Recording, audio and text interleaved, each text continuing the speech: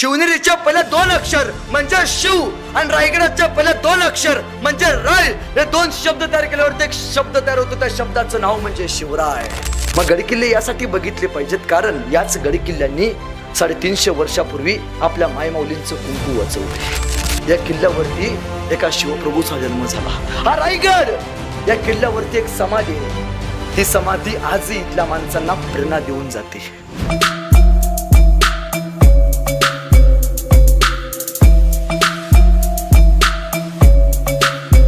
महाराज म्हणजे फक्त तलवार नाहीये, महाराज म्हणजे फक्त युद्ध नाहीये, महाराज म्हणजे फक्त अफजल खानाचा वध नाही, महाराज म्हणजे फक्त शाहिस्ते खानाची बोटं नाहीत. महाराज याच्या पलीकडे फार मोठा संस्कार आहे. किती लोकांनी रायगड बघितला? हात वरती करा. इथं जन्म होऊन तुम्ही रायगड बघितला नाही, एवढ्याच लोकांनी हात वरती केला. हात खाली करा. गोव्याला किती लोक गेलती? तिकडं बरं जायला सुचतंय बरं. आयुष्यात एकदा तरी आपण आपल्या राजाचा रायगड बघितला पाहिजे. का बघितला पाहिजे? रायगड यासाठी बघितला पाहिजे कारण रायगड यासाठी बघितला पाहिजे, मला असं वाटतं, जसं मुस्लिम धर्माचं हजला गेल्याशिवाय आयुष्याचा अर्थ पूर्ण होत नाही, तसं या हिंदुस्थानातल्या प्रत्येक हिंदूचं रायगडला गेल्याशिवाय आयुष्याचा अर्थ पूर्ण होत नाही. अहो बघा ना, महाराजांना आपण काय म्हणतो? शिवराय. महाराजांचा जन्म झाला, त्या किल्ल्याचं नाव काय? काय नाव? शिवनेरी. आणि महाराजांचा मृत्यू झाला, त्या किल्ल्याचं नाव काय? रायगड. शिवनेरीच्या पहिल्या 2 अक्षर म्हणजे शिव आणि रायगडाच्या पहिल्या 2 अक्षर म्हणजे राय, हे 2 शब्द तयार केल्यावरती एक शब्द तयार होतो, त्या शब्दाचं नाव म्हणजे शिवराय. अहो फार महाराजांच्या नावातच दडले शिवाजी. नाव कधी तर उलट वाचा. काय होतं? जीवाशी. अहो सर्वसामान्य रयतेचं रक्षण व्हावं यासाठी जो माणूस स्वतःच्या जीवाशी खेळत आला त्याला शिवाजी म्हणायचं. किती मोठा संस्कार आहे हो हा. रायगड का बघायचा माहितीये? किल्ले यासाठी बघायचे कारण किल्ले म्हणजे महाराज आहेत. ते फक्त दगड नाहीयेत. या दगडांवरती आपल्या मर्द मराठ्यांनी, आपल्या मावळ्यांनी रक्त सांडले.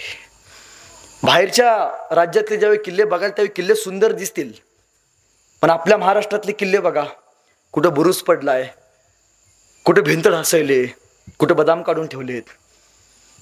पिंकी लव सोहम, काय संबंध तुमचा? कुठे दारूच्या बाटल्या पडलेत, काय जबाबदारी हो आपली? ती तुमच्या आणि माझ्या बापाची जागीर नाहीये. हे गडकिल्ले म्हणजे छत्रपती शिवाजी महाराजांची जागीर आहे. आजही आपण म्हणतो माझ्या बापाच्या नावावरती एवढी एकर जमीन आहे, माझ्या बापाच्या नावावरती तेवढी एकर जमीन आहे. माझं करायचं नाही. तुम्हाला आम्हाला ज्या बापानं जमीन नांगरायला दिली ना, त्या बापाचं नाव म्हणजे छत्रपती शिवाजी महाराज आहे. आपल्या सातबाऱ्याचे जनक फक्त महाराज आहेत. मग गडकिल्ले यासाठी बघितले पाहिजेत कारण याच गडकिल्ल्यांनी 350 वर्षापूर्वी आपल्या मायमाऊलींचं कुंकू वाचवले. याच गडकिल्ल्यांनी तोफांच्या गोळे झेललेत. हे गडकिल्ले पडलेत कारण बाहेरच्या राज्यांचे गडकिल्ले सुरक्षित आहेत, कारण त्यांच्या गडकिल्ल्यांमधून दिवसा दारूचे पाट वाहिलेत आणि आमच्या गडकिल्ल्यातनं रक्ताचे पाट वाहिलेत.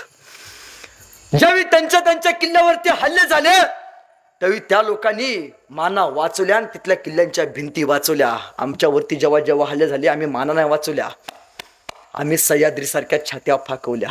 अरे ए चल लढ, हे जिगर आहे ना, हे जिगर तुमच्या माझ्या मनामध्ये शिवप्रभूंनी निर्माण केले, पण आता पडले राहिले.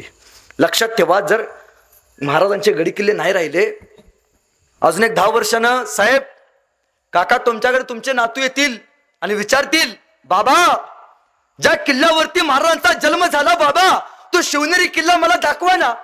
ज्या किल्ल्यावरती महाराजांनी 32 दाताचा बोकडू फाडला, तो अफजल खानाचा प्रतापगड मला दाखवा ना. बाबा ज्या किल्ल्यावरती आपल्या राजाची समाधी आहे, तो राजाचा रायगड मला दाखवा ना. अहो राजा बाबा ज्या किल्ल्यावरती संभाजी महाराजांचा जन्म झाला, तो पुरंदर मला दाखवा ना. चित्रात दाखवावं लागेल तुम्हाला. हा रायगड, हा शिवनेरी बर का, या किल्ल्यावरती एका शिवप्रभूचा जन्म झाला. हा रायगड या किल्ल्यावरती एक समाधी आहे. ती समाधी आजही इथल्या माणसांना प्रेरणा देऊन जाते. हे चित्रात दाखवावं लागेल तुम्हाला. यासाठी आपण काहीतरी महाराजांचा मावळा म्हणून काहीतरी देणं लागतो की नाही. रायगडावरती गेल्यावरती रायगड का बघायचा तुम्हाला माहितीये? इंग्रज अधिकारी ज्यावेळी भारत भेटीला आले होते तेव्हा भारतातल्या काही गाईड्सनी त्या अधिकाऱ्यांना विचारलं की सर, तुम्हाला प्रेमाचं प्रतीक असलं ताजमहाल दाखवू का सोन्याचं प्रतीक असलं गोल्डन टेम्पल दाखवू? तर इंग्रज अधिकारी म्हणाले, ना मला तुमचं सोन्याचं टेम्पल बघायचंय, ना मला तुमच्या देशातलं प्रेमाचं प्रतीक असलं ताजमहाल बघायचंय. मला फक्त माझ्या देशामध्ये ज्या राजाचा इतिहास शिकवला जातोय ना, त्या राजाचा फक्त एकदा रायगड बघायचा आहे. आयुष्यात फक्त त्या राजाचा एकदा रायगड बघायचा आहे. रायगडावरती गेल्यावरती आपण काय बघतो? शिवाजी महाराजांची हत्तीशाळा, शिवाजी महाराजांची तोपशाळा, शिवाजी महाराजांची समाधी, शिवाजी महाराजांनी उभारली घोडेशाळा आणि महाराजांचा नगारखाना. याच्या पलीकडे किती लोकांनी रायगड बघितलाय? रायगडावरती गेल्यावरती एक गोष्ट विचारायची गाईड्सला. जगाच्या पाठीवरती एकमेव इंजिनियर होऊन गेला छत्रपती शिवाजी महाराज, ज्यांनी रायगडावरती स्वतःच्या त्या वास्तूची गॅरंटी दिली. तुमच्या घराची गॅरंटी कोणी दिली का? 200, 400, 500 वर्ष टिकेल. सकाळी बांधलेला पूल संध्याकाळी पडतोय. 392 वर्ष होऊन गेले गडी किल्ले, अजून दगड हल्ले नाहीत. काय घातलं असलं इथल्या इंजिनियरांनी? आमची आत्ताची पूल पडतात, अजूनही आपल्या पाठीमागची दगड पडत नाहीत. किल्ल्याची का पडली नसतील हो? कारण त्यावेळी टक्केवारी नावाचा गोष्ट नव्हती. एकमेव गोष्ट होती ती म्हणजे इमानदारी. त्यावेळी इंजिनियरांनी त्या दगडामध्ये इमानदारी नावाची गोष्ट पेरली. त्यावेळी तिथला पत्थर आणि पत्थर शाबूत आहे. रायगडावरती महाराजांनी जगाच्या पाठीवरती पहिला इंजिनियर, इंग्रज म्हणतात बरं का, मी नाही, एकमेव इंजिनियर आहे ज्यांनी स्वतःच्या वास्तूची गॅरंटी दिली. कुठे दिले? रायगडावरती गेल्यावरती होळीच्या माळावरती जगदीश्वराच्या मंदिराकडे जात असताना एका भिंतीवरती महाराजांनी त्या किल्ल्याचं हमीपत्र म्हणजे किल्ल्याचं वॉरंटी कार्ड लिहिले. त्या कार्डात असं लिहितात, त्या भिंतीवरती शिलालेख आजही बघायला मिळतो. महाराज असं म्हणतात, शेवटचं वाक्य आहे, मी फार सांगत बसत नाही. महाराज असं म्हणतात, याव चंद्र दिवा करोती. म्हणजे काय? याव चंद्र दिवा करोती म्हणजे जोपर्यंत या पृथ्वीतलावरती, जोपर्यंत या संपूर्ण पृथ्वीतलावरती चंद्र आणि सूर्य असेल, तोपर्यंत रायगडाचा पत्थर आणि पत्थर आणि रायगडावरची प्रत्येक वास्तू टिकेल. कुठपर्यंत? चंद्र सूर्य असेल तोपर्यंत. रायगडावरती गेल्यावरती अनेक वास्तू आहे. गाईड्सला गेल्यावर विचारायचं की मला 392 वर्षापूर्वी महाराजांनी बांधलेलं शौचालय दाखवा. तुमच्याकडे तोरणा जवळ आहे, राजगड जवळ आहे. किल्ल्यावरती बघा, आजही तुम्हाला शौच खूप बघायला मिळतील. विष्ठेचं डिकम्पोजिशन कसं करायचं याचं तंत्र अखंड हिंदुस्थानामध्ये एकाच राजानं अवलंबलं, ते म्हणजे छत्रपती शिवाजी महाराज. तुम्ही म्हणलं असं सोपं आहे, डोंगरात कोणाला करायला येतं? शौचकूप महाराजांनी सिंधुदुर्ग किल्ल्यावरती बांधले. समुद्रामध्ये, पाण्यामध्ये विष्ठेचं डिकम्पोजिशन कसं करायचं याचं तंत्र महाराजांनी तयार केलं. हे गडकिल्ले आपल्याला सांगतात की महाराजांचं नवचैतन्य म्हणजे काय आहे. अहो, फोन नव्हते त्यावेळी. हे धनिष जे बोलण्याचं साधन आहे ना, हे नव्हतं. मग काय करायचे महाराज? रायगडावरती गेल्यावरती नगरखान्यापाशी उभारायचं आणि तिथून अत्यंत हळू आवाजात बोलायचं. तुम्हाला महाराजांच्या सिंहासनापाशी अत्यंत मोठ्या आवाजात ऐकू जातं. किती हळू आवाजात बोला, आजही बोला, नगरखान्यापाशी सिंहासनावरती स्पष्ट ऐकू जातं. हे महाराजांनी रायगडाचं तंत्र निर्माण केलं. अहो बघा ना, त्यावेळी फोन नव्हते. व्हॉट्सअप गेलाय गावातला नव्हते त्यावेळी. मग त्यावेळी तानाजी मालुसरेंनी कोंडा नाही घेतला. कसं कळवलं महाराजांना? का मिस कॉल टाकला महाराज घेतलाय म्हणून? नाही. तानाजी मालुसरेंनी गवताची गंजी पेटवली आणि पांढरा धूर केला. महाराजांना कळालं राजगडावरती तानाजींनी गड घेतलाय, गड फतेह केलाय. पांढरा धूर म्हणजे गड घेतल्याची निशाणी होती आणि काळा धूर म्हणजे स्वराज्यामध्ये एखादं संकट आलं याची निशाणी होती. रायगडावरती एखादा संकट आले की स्वराज्यावरती काळा धूर पेटवायचा. मग रायगडावरचा काळा धूर बघून तो तोरण्यावरती पेटवला जायचा. मग तोरण्यावरती काळा धूर केला जायचा. मग तोरण्यावरचा काळा धूर बघून राजगडावरती पेटवला जायचा. मग राजगडावरती काळा धूर केला जायचा. राजगडाचा काळा धूर बघून आजूबाजूच्या किल्ल्यावरती धूर केला जायचा आणि त्या बघून 15 किल्ल्यावरती धूर केला जायचा. तो काळा धूर 15वरचा सिंधुदुर्ग किल्ल्यावरती दिसायचा आणि सिंधुदुर्ग किल्ल्यावरती काळा धूर केला जायचा. 10 ते 15 मिनिटाच्या आत स्वराज्यातल्या 365 किल्ल्यावरती निधनाची किंवा वाईट बातमी पोहोचवली जायची. एकमेव स्वराज्य महाराजांचं स्वराज्य. अहो, बाहेरची लोक येतात, बाहेरची लोक बघून जातात. जेव्हा बाहेरच्या राज्यात जाल ना, बाहेरच्या देशात जाईल, तिथली पुस्तकं वाचा. तिथल्या पुस्तकामध्ये तुम्हाला महाराजांचा इतिहास बघायला मिळतो. आमच्या पुस्तकामध्ये शिवाजी महाराज 2 मार्काला, संभाजी महाराज 1 मार्काला, ज्ञानेश्वर तुकाराम महाराज तर काढूनच टाकले. माझा भाचा परवा दिवशी आला मला भेटायला. मला म्हणला, भैया ह्यावी शिवाजी महाराज किती मार्काला पडतील रे? म्हणलो, पडतील कशा, ज्यांनी महाराष्ट्र उभा केला.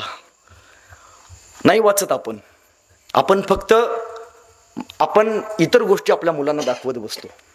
महाराजांच्या इतिहासातून आणखी एक गोष्ट शिकायची. काय माहितीये? महाराजांनी इथल्या रयतेला जगण्याचं प्रेम निर्माण केलं. महाराजांनी मावळे कशा निवडले हो? महाराजांचा राज्याभिषेक सोहळा होता. एक एक पायरी महाराज चढत किल्ल्यावरती जात होते. आऊसाहेबांनी विचारलं, राजे शिवाजीचा छत्रपती शिवाजी होतोय, कसं वाटतंय तुम्हाला? महाराज म्हणाले, आऊसाहेब हे किल्ल्याची एक एक पायरी चढतोय, पण या प्रत्येक पायरीवरती मला माझा तानाजी आठवतोय, प्रत्येक पायरीवरती मला माझा बाजी आठवतोय. आऊसाहेब हे सुवर्ण सिंहासन 32 मनाच्या सोनेरी सिंहासन जरी सजलं असेल तर या सिंहासनावरती आमच्या मर्दमावळ्यांनी रक्ताचे पांडे वाहिलेत. तुम्हाला माहिती आहे, राज्याभिषेकासमयी इंग्रज अधिकारी आला होता. आपल्या राज्याभिषेक प्रत्येकाच्या घरात एक फ्रेम असते, त्यात एक इंग्रज अधिकारी आहे, महाराजांना मुजरा करतो. तर इंग्रज अधिकाऱ्याचं एक वाक्य, इंग्रज अधिकारी असं म्हणतो, महाराज त्या शिवाजी महाराजांच्या शेजारी एक माणूस उभा होता.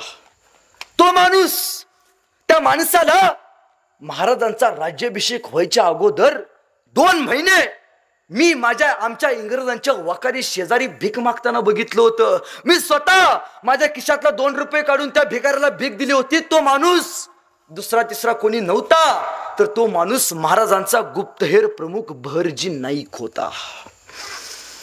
पण महाराज त्याला काही देऊ शकत नव्हते. का? कारण बातमी गुप्त ठेवायची होती. महाराजांना काहीतरी द्यायचं होतं भरजी नाईकांना, पण नाही देऊ शकत. का? स्वराज्याचा गुप्तहेर कोणा इथला रयतेला, इथला माणसांना कळलं नाही पाहिजे. इतके अनेकांनी स्वतःचं बलिदान दिलं. रायगड बांधला हिरोजी इंदलकरांनी. महाराजांनी विचारलं, इंदलकर रायगड कसा बांधलात? इंदलकर म्हणाले, महाराज खूप सुंदर बांधला. महाराज वर गेलं तर हवा, खाली गेलं तर पाणी, शत्रूवर जाऊ शकत नाही एवढा सुंदर बांधला. आणि दुसऱ्या दिवशी घटना घडली. एक हिरकणी स्त्री आपल्या तान्ह्या बाळाला दूध पाजण्यासाठी हिरकणी कडा उतरून खाली आली. खबर महाराजांना कळाली आणि महाराजांनी या हिरकणीला बोलावणं धाडलं. महाराजांचं राजकारण बघा. महाराजांनी या हिरकणीचा सत्कार हिरोजी इंदलकरांच्या हस्ते केला. आणि महाराज इंदलकरांना म्हणतात, इंदलकर तुम्ही म्हणाला होतात वर गेलं तर हवा, खाली गेलं तर पाणी, शत्रूवर जाऊ शकत नाही, मग हिरकणी खाली गेली कशी? तरी इंदलकरांनी दिलेलं वाक्य उत्तर आहे, प्रत्येक मायमौलीनं साठवून जाऊ. इंदलकर असं म्हणतात, महाराज ती या महाराष्ट्रातली आई आहे आणि महाराज या महाराष्ट्रातली आई आपल्या लेकरासाठी काही करू शकते. हे हिरोजी इंदलकरांचं वाक्य. अफजल खानाला सह्याद्रीमध्ये महाराजांच्या भेटीला